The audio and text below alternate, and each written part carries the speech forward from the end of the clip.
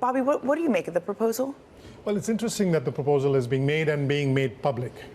What we heard from Gal Hirsch, the chief negotiator from the Israeli side in these talks towards that are trying to get to a ceasefire, is that this proposal was made a couple of days ago, 3 days ago now. Yahya Sinwar and his family and anyone who wants to go with him can leave in exchange for the hostages. There are other caveats attached, which is that Hamas has to agree to lay down its arms and cede control of Gaza.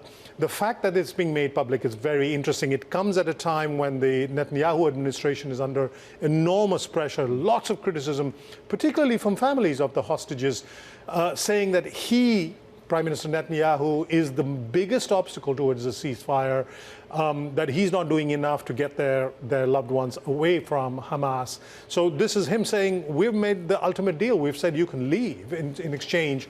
And this is not just anybody, and this is not just the leader of Hamas. This is the man identified as the mastermind of October 7th, the terrorist attack. It would be like President Bush announcing a year after 9/11 that bin Laden could leave his cave and go back, go home, as long as the Taliban and Al Qaeda gave up. The announcement, the optics of it are significant, but I'm skeptical about the actual impact. Your skepticism is perhaps played out in Hirsch's next statement, which is, in parallel, I'm working on Plan B, C, and D. Yeah. What does that say to you about the Israelis' assumption of this offer? I think the assumption is that he won't take it.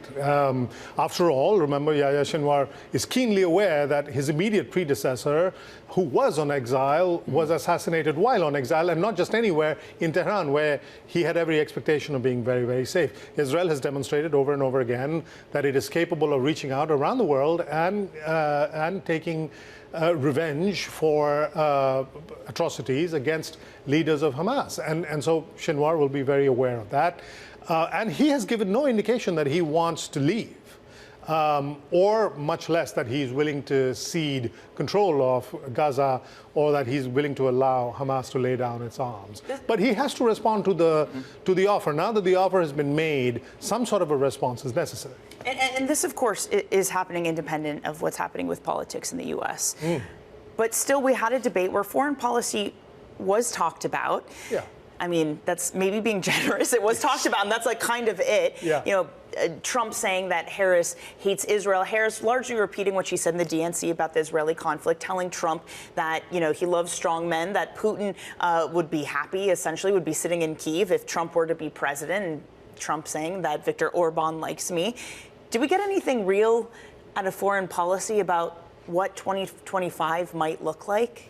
I didn't see anything that surprised me. It's a shibboleth of American politics that elections are not decided by foreign policy, that domestic issues matter the most.